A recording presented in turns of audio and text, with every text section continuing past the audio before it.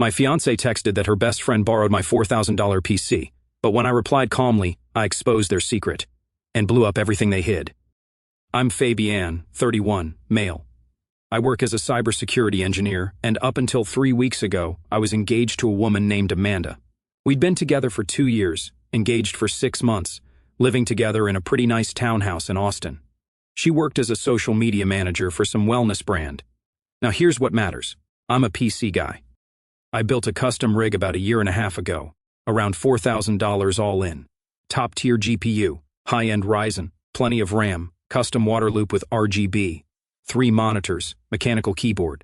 The works. It's a beast. Cyberpunk runs at full settings in 4K without breaking a sweat. I use it for work when I'm doing pen test sims or sandboxing malware, but mostly it's for gaming and side projects. I've got a couple hundred hours in Elden Ring. I'm midway through a modded Skyrim run, and it mines a little when I'm not playing.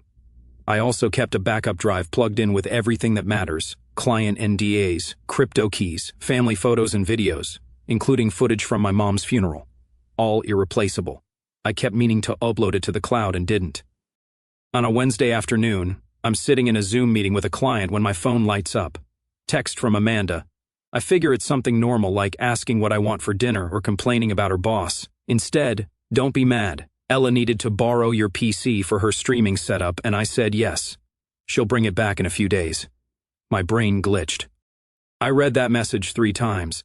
Ella, her best friend, the one who shows up at our place unannounced at least twice a week, raids our fridge, leaves her shoes in the middle of the living room, and has this annoying habit of talking over everyone. 30 years old, content creator, which as far as I can tell means she takes selfies and occasionally posts makeup tutorials that get maybe 200 views. Amanda worshipped this girl. I typed back, "You let Ella take my PC?" 3 dots appeared immediately. She needed it for a collab stream thing. Her setup isn't good enough. You weren't using it. Chill. When did she take it? Like 5 days ago. 5 days. My $4,000 custom-built PC had been gone for 5 days and she was just now mentioning it. I sat there in my home office, client still talking on screen, and this cold feeling hit me. That clear realization that I was dealing with someone who fundamentally didn't respect me or my property. I muted my mic and typed, "Okay, I'll handle it." That was all I said. Finished the meeting, closed my laptop, walked downstairs. Amanda was in the living room on the couch scrolling through Instagram looking annoyed that I'd come down. "You're mad," she said without looking up. "Of course I am. Why would you give Ella my PC without asking? Have you lost your damn mind? Come on, you weren't using it and she needed it. God, why are you being so possessive? It's just a computer." "Amanda, that's my freaking PC." I almost snapped. "You don't give away my stuff without asking me first. What the heck is wrong with you?" She finally looked up, rolling her eyes. "I didn't give it away. I lent it to her. She'll bring it back when she's done." "You're acting like she stole it or something. When is she bringing it back? I don't know. When she's done with it. Can you not be a controlling jerk for 5 minutes? I stood there looking at this woman I'd asked to marry me, watching her defend her friend's right to take my property. "I want it back by tomorrow. It's not that urgent." "Tomorrow, Amanda." She muttered something under her breath and went back to her phone. I went back upstairs, sat at my desk where my PC used to be, and started making calls. First call, my older brother Tyler, who's a defense attorney in Dallas. He answered on the second ring. Let me guess, wedding planning drama. Worse. I told him what happened. Tyler was quiet for a second. That's theft. Technically conversion of property. Did you tell the friend directly that you want it back? About to do it in writing. Text message, email, something with a timestamp. If she refuses, you've got options. How much is the PC worth? Around $4,000. He whistled. That's felony territory in Texas. Over 20 to 500 is a state jail felony. You sure you want to go nuclear? I want my property back. Then document everything. If she doesn't return it within a reasonable time frame after you've asked, file a police report. You've got serial numbers and proof of purchase? All of it. Photos of the build process, too. Good. Keep me updated. And hey, maybe reconsider the wedding. I laughed. Wasn't actually funny. Hung up and pulled up Instagram. Found Ella's profile. Took about 5 seconds because Amanda had shown me her posts enough times that I knew her handle. Ella had one of those aesthetic feeds where every photo looked like it had been through 40 filters. Lots of poses with coffee cups and sunset shots with inspirational quotes overlaid. She'd posted a story 2 hours ago, showing her new setup, with my PC visible in the background, RGB lights and all, my custom water cooling system with the purple and blue gradient. Everything tagged with upgrade time, and about 15 hashtags including hashtag PCMR and hashtag streamerlife. The audacity made my blood boil. I screenshotted everything. Then I sent her a DM. Hey Ella, this is Fabian. I need my PC back by tomorrow evening. Let me know when works for you to drop it off. I watched her read it immediately. Waited. No response. An hour later, still nothing. Sent a text to her actual phone number, which I had from a group chat Amanda had added me to months ago. Need my PC back by tomorrow. You can drop it off anytime after 6 p.m. She replied 3 hours later. Still using it. Amanda said it was cool. Amanda doesn't own it. I do. I need it back by tomorrow. Read receipt. No response. Fine. Game on.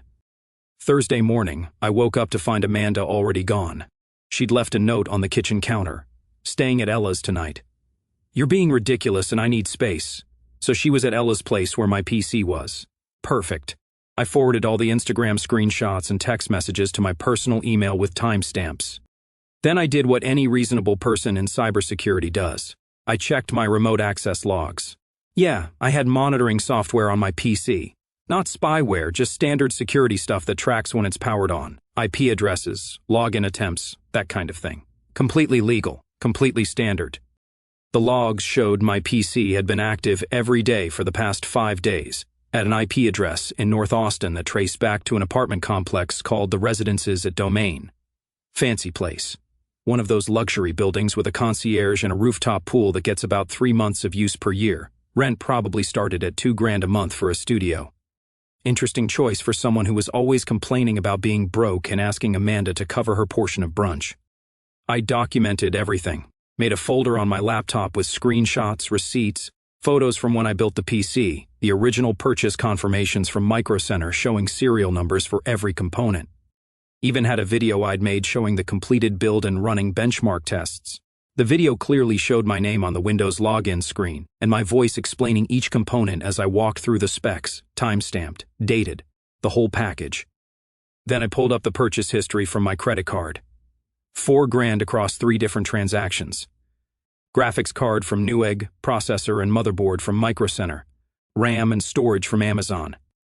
Everything documented, everything traceable, every serial number photographed during the build process. Then I called a buddy of mine from college, Derek, who works as a detective with Austin PD. We played World of Warcraft together back in the day. Still grab dinner every few months. Derek, needs some advice on a property issue. Shoot. I told him about it. He replied, okay. So in Texas, that's a state jail felony. If it's over $2,500, you've got proof it's yours. Serial numbers, receipts, photos, videos, remote access logs showing current location. Holy cow, you documented everything already. You're my favorite kind of victim. Yeah, file a report, bring all that. We'll send a unit to retrieve, or at minimum issue a citation for theft. If they've been using it and you can prove they knew you wanted it back, that's intentional deprivation of property. Pretty clear cut. How long does the process usually take? A day or two for us to follow up, but with your level of documentation it should be straightforward. You've got what amounts to a prosecutor's dream case. It's beautiful. Just make sure you keep all communication with the subject in writing. Makes our job easier and protects you if this gets ugly. Define ugly. She claims you gave her permission. She says it's a civil dispute. She lawyers up and tries to drag this out. With your evidence, that's unlikely, but I've seen crazier things. Just cover your ass. I thanked him and hung up. Spent the rest of Thursday working from home, checking my phone every 20 minutes. Amanda texted me once around noon. You need to apologize to Ella. You're being hostile and it's making her uncomfortable. Right, I needed to apologize for wanting my own property back. She can return my PC and the discomfort ends. You're such a jerk. I didn't respond. Put my phone face down and got back to work. Around 6 p.m., I sent Ella one more message. Final request. I need my PC returned by tomorrow at 5 p.m. After that, I'm filing a police report for theft. Read. No response. Amanda called me 30 seconds later. I let it go to voicemail. She left a message and I could hear Ella in the background coaching her on what to say. You're being insane and controlling. Ella will give it back when she's ready. If you file a police report over this, I swear to God we're done. I'm not marrying someone who would do that to my best friend over a stupid computer. Good thing we know where we stand now, I replied. Friday morning, I took a long lunch break and drove to the downtown police station, brought my laptop with all the documentation on a USB drive. The officer at the desk listened to my explanation. So, your fiancée let her friend borrow your computer without your permission, and you've got proof it's yours? I handed over the USB drive. Serial numbers, receipts, photos, video of me building it, remote access logs showing its current location, and text messages showing I've requested its return 3 times with no response. She actually smiled. You work in tech. Cybersecurity figures. Yeah, give me a minute to pull this up. She spent about 10 minutes going through everything. Another officer, a younger guy, came over to look at the documentation and whistled. This is the most organized theft report I've ever seen. Man, you should teach a class or something. The officer finished typing and looked up. All right, in Texas, stealing property worth from about $2,500 up to $30,000 is a state jail felony. With your receipts, serials, and the text where you asked for it back, we've got solid grounds for theft by conversion, meaning someone had your stuff and refused to return it after you asked. I'm kicking this to a detective. You'll likely hear from someone within a day or two to retrieve the PC or issue a citation. Also, check if she has priors. Criminal history can crank this up fast. Can you check now? She glanced at her partner, typed something into her system, waited. Her eyebrows went up. Ella Morrison. Date of birth March 15th, 96. That's her. She's got a prior from 2022. Retail theft. Class B misdemeanor. Grand Prairie Police Department. Took a plea deal. Paid a fine. Got deferred adjudication. It's technically closed, but it's on her record. She looked at me over her glasses. Between you and me, someone with a theft prior who's now refusing to return stolen property worth $4,000. This is going to get bumpy for her. The DA's office loves pattern behavior. I tried not to smile. Failed. Good to know. We'll be in touch. Keep your phone on. I drove back home feeling lighter than I had in days. Amanda had texted me 4 times while I was at the station. All variations of where are you and we need to talk. I responded to none of them. That evening, Tyler called. How'd it go? Filed the report. She's got a prior for retail theft from a few years ago. Oh man. Yeah, that's not going to help her. The DA's office loves repeat offenders. Keep me updated. I will. Saturday morning, Amanda came home. She walked in without knocking, which was bold considering we'd barely spoken in 2 days. I was in the kitchen making breakfast, eggs and bacon, coffee brewing, normal Saturday routine like nothing was wrong. The police called Ella, she said straight into it. Her voice had that tone people get when they're trying to stay calm but are actually losing their mind internally. Okay, they're saying she stole your computer. They want her to return it or they're pressing charges. I cracked another egg into the pan, didn't look at her. Sounds accurate. Are you kidding me right now? You called the cops on my best friend? I turned off the stove, plated my eggs, sat down at the table, started eating. She stood there in the doorway staring at me. You're not even going to defend yourself? Don't need to. I asked for my property back multiple times. She ignored me. That's theft. Pretty simple. It's not theft. I gave her permission. I took a bite, chewed slowly, looked at her directly for the first time. You don't own it. Can't give permission for something that's not yours. That's like if I lent your car to someone without asking, and then acted surprised when you were mad about it. Her face went red. You're going to ruin her life over this, do you understand that? She could get a record, all because you couldn't wait a few more days. Oh, by the way, she's already got a record. Retail theft 2022. Amanda went pale. How do you know that? Police ran her information. It came up, which means this is her second offense, which means she should probably return my PC before this gets worse for her. She grabbed her phone, started texting furiously. I finished my eggs. She looked up at me with this expression, pure hatred. I don't even know who you are right now. Funny, I was thinking the same thing about you. She left, slammed the door hard enough that a picture frame fell off the hallway wall. I cleaned it up, threw the broken glass away, kept eating my breakfast. My phone buzzed. Text from Derek. Update, we sent a unit to her address this morning. She wasn't home. Left a notice on the door. We also flagged her prior in the system. The DA's office is interested. They want to pursue this as a test case for theft by conversion. Might want to lawyer up just in case this goes to court. I forwarded the message to Tyler. He called immediately. Oh dang, they're actually going after her. Apparently it's a test case. That's because your documentation is insane and she's got a prior. This is a slam dunk for them. Prosecution loves easy wins. He paused. You still want to marry this girl? What girl? He laughed. There it is. Good. Keep me posted. Sunday afternoon, I got a call from an unknown number. I answered. Is this verified my name? This is Detective John with APD. No relation to the subject. I'm calling about your stolen property case. We executed a warrant this morning. I sat up straight. A warrant? Yeah, your buddy Derek pushed it through Friday evening. Judge signed off Saturday. The documentation you provided was solid enough that we got a search warrant for the subject's residence. Went in this morning with 3 officers, and we found your PC. It was in her bedroom, set up on a desk actively being used for streaming. She tried to claim it was hers, but we pulled the serial numbers and matched them to your receipts. Took about 30 seconds to verify ownership. We also found some interesting things on the system during our initial sweep. My stomach dropped. Like what? Logged into your personal accounts, email, social media, banking. Looks like she'd been going through your files. Browser history shows she accessed your Gmail multiple times, checked your bank account, scrolled through your Facebook messages, even looked at your Coinbase account. We documented everything. You'll get it back in about a week, maybe 2, once we finish processing everything. But I wanted to give you a heads up. This isn't just theft anymore. Federal charges might be coming. I sat there trying to process what he just said. She wasn't just using my PC for streaming. She was going through my life, digging through my accounts. What the heck was she looking for? She was in my accounts. Yep, deep dive too. From what we can see, we found browser history showing she accessed your email multiple times over several days, checked your bank transactions, looked through your photos in Google Drive. Didn't look like she stole anything or transferred money, but the access itself is illegal under federal computer fraud statutes. We're coordinating with the FBI field office now because once you cross certain lines with unauthorized computer access, it becomes a federal issue. Good grief. What happens now? We'll contact you for a formal statement probably next week. In the meantime, secure your accounts and don't communicate with the subject or her associates. That includes your fiancé, ex-fiancé. Even better. We'll be in touch. I hung up and just sat there.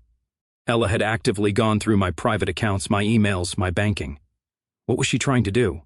I spent the next 2 hours changing every password I had, setting up 2-factor authentication on everything, putting fraud alerts with all 3 credit bureaus, called my bank and explained the situation.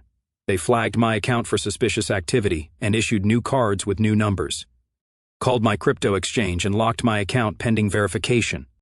My work email was the scary one. If Ella had accessed that, she could have potentially seen client communications, NDA's proprietary security protocols. I checked the access logs obsessively. No unauthorized login. Thank God. My work laptop had different credentials and 2-factor authentication through a physical security key, so she couldn't have gotten in there even if she tried.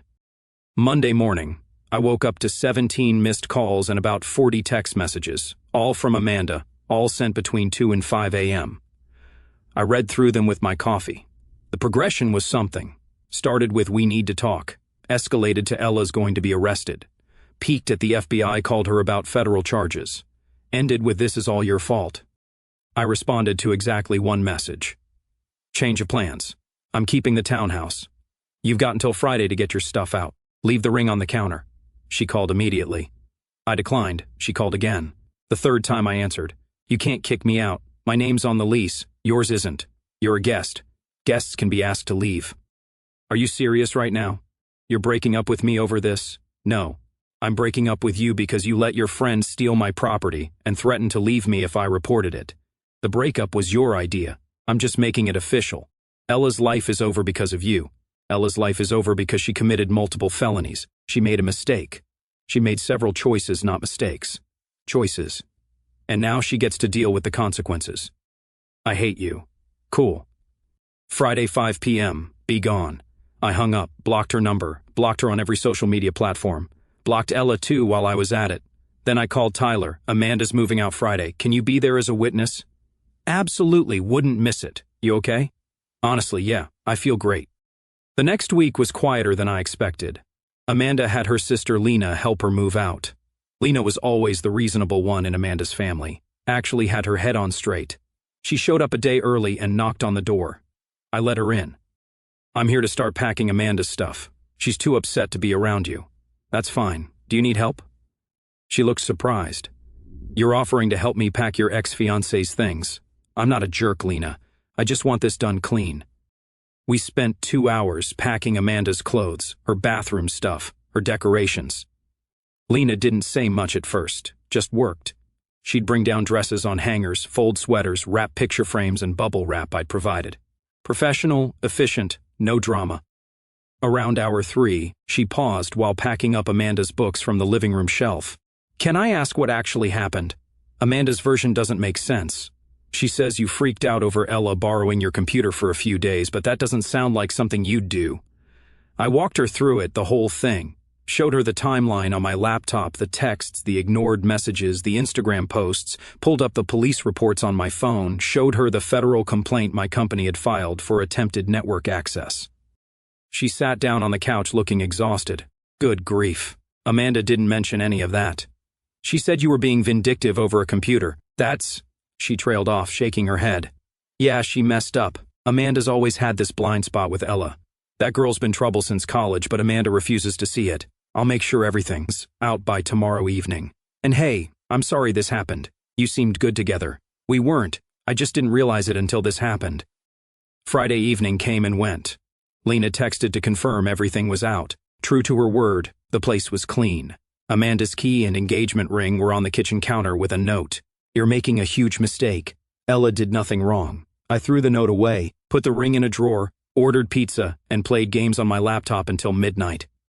The following Monday, Detective John called again. Quick update. We've completed our analysis of the PC. Found evidence of unauthorized access to approximately 15 different accounts belonging to you, including attempts to access your work VPN, which is where this gets really interesting. She tried to access your corporate network. That's a whole different level of stupid. My work network? Yeah, she failed because of your two-factor authentication, but the attempt is logged. Your company might want to know about this. Also, the U.S. Attorney's Office is now involved. Computer Fraud and Abuse Act violations. Potential corporate espionage, depending on what your company does. This is getting big. I called my boss immediately, explained the situation. He was quiet for a long moment. You're telling me your fiancé's friends stole your computer and tried to access our client files? Ex-fiancé and yes. Good grief. Okay, I need to loop in legal.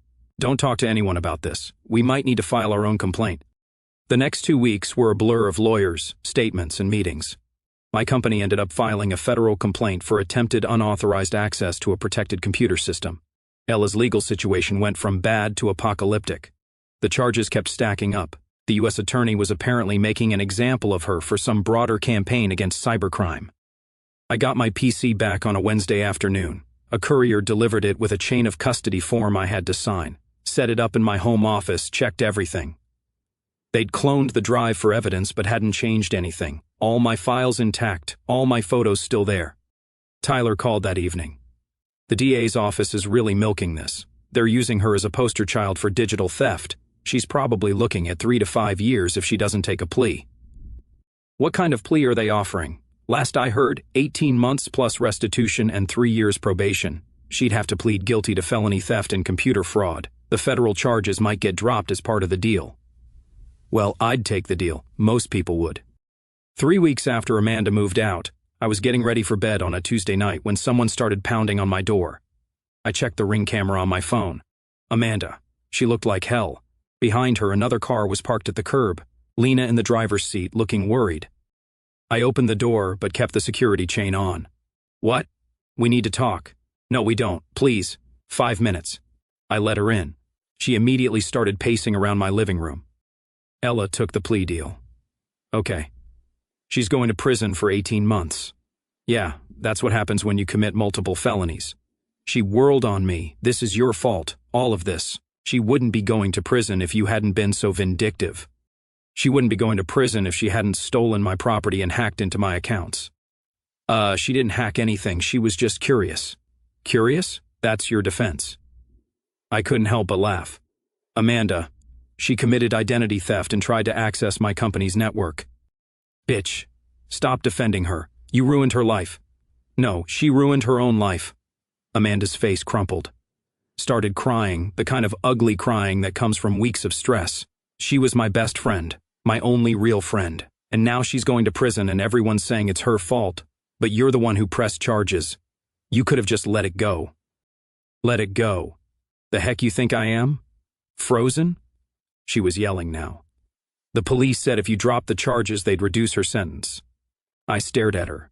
The DA called you. Ella's lawyer called me, said if you don't cooperate, they might offer a better deal. That's not how this works. Once the DA decides to prosecute, I don't have control over it. And even if I did, why the heck would I help that bitch? Because I'm asking you to, she was yelling now. Because I loved you. Because we were supposed to get married. Doesn't that mean anything? No. You chose Ella over me, multiple times. Said you'd leave me if I reported her. You made it clear. I was wrong. Okay, I was wrong. I see that now. But please, you have to help her. She's my best friend. She's a criminal. She made a mistake. Multiple felonies aren't mistakes. They're choices. She pulled something out of her hoodie pocket, the engagement ring, held it out to me like a peace offering. I'll come back. We can fix this. Just help Ella, please. I looked at that ring, looked at her desperate face, and felt absolutely nothing. Get out. What? Get out of my house. You can't be serious. I'm offering to come back, to marry you. Just help my friend. I don't want you back, I snapped. You're a monster. Okay, I am. Now get out. She threw the ring at me. It bounced off my chest and fell on the floor. She stood there breathing hard, mascara running down her face. I hope you're happy. I am. She left. Lena texted me 10 minutes later. Sorry about that. She's not doing well. For what it's worth, I told her this was a bad idea. I responded, appreciate you trying. Tell her to move on. I have. Here's where it gets interesting. About a week after Amanda's desperate visit, I got a call from Ella's defense attorney. Young guy, probably fresh out of law school, sounded exhausted. Mr. Fabian, I'm calling on behalf of my client Ella. We're preparing for her sentencing hearing, and we'd like to request that you provide a statement asking for leniency. I actually laughed. You're joking. I understand there's been conflict, but my client is a first-time offender. She's a second-time offender. She has a prior for retail theft that was dismissed under deferred adjudication. Still counts. And no, I won't be providing any statement asking for leniency. I hope she gets the maximum. He tried a few more angles. How it would look good for me. Show I was willing to forgive. Demonstrate community values. I shut him down every time. He finally gave up. Well, we had to try. For the record, I think you're being unnecessarily harsh. For the record, I think your client is a criminal who got caught. Have a good day. Ella's sentencing hearing was set for 3 weeks later. I didn't plan to go, but Tyler convinced me. You should be there. It's going to be better than Judge Judy. Plus, Amanda might show up, and I want to see that train wreck. So we went. Tyler in his lawyer's suit, me in business casual. Ella sat at the defense table looking nothing like her Instagram photos. No makeup, hair pulled back, wearing a conservative dress that probably came from Target. Her mom was there. A couple of other people I didn't recognize. Amanda was there too. Sat in the back with Lena. Glared at me when I walked in but didn't say anything. Lena gave me a small nod. The hearing took about 45 minutes. Prosecutor laid out the charges, the evidence, Ella's prior conviction. Defense attorney tried to paint her as a misguided young woman who made a mistake, talked about her difficult childhood and mental health struggles. Judge listened to all of it with a bored expression. Then the judge asked if the victim wanted to make a statement. The prosecutor looked at me, raised an eyebrow. Tyler nudged me. I stood up, walked to the front, didn't look at Ella, didn't look at Amanda, just addressed the judge directly. Your Honor, the defendant stole my property after my former fiancée gave her access to my home. When I asked for it back multiple times, she ignored me. When police recovered it from her possession, they discovered she'd accessed my personal email, my banking information, my social media accounts, my cryptocurrency holdings, and attempted to access my employer's secure network, where we handle sensitive client data. She violated my privacy, potentially compromised my professional reputation, and put my employer's clients at risk. This continued over multiple days despite having multiple opportunities to make it right. I ask that you impose the full sentence recommended by the prosecution so that she understands the severity of what she's done. Sat back down. Tyler squeezed my shoulder. Amanda was crying in the back. Ella's mom was glaring at me. The judge took about 30 seconds to review the paperwork, then looked up, addressing Ella. You've been convicted of grand theft, computer fraud, identity theft, and unauthorized access to a protected computer system.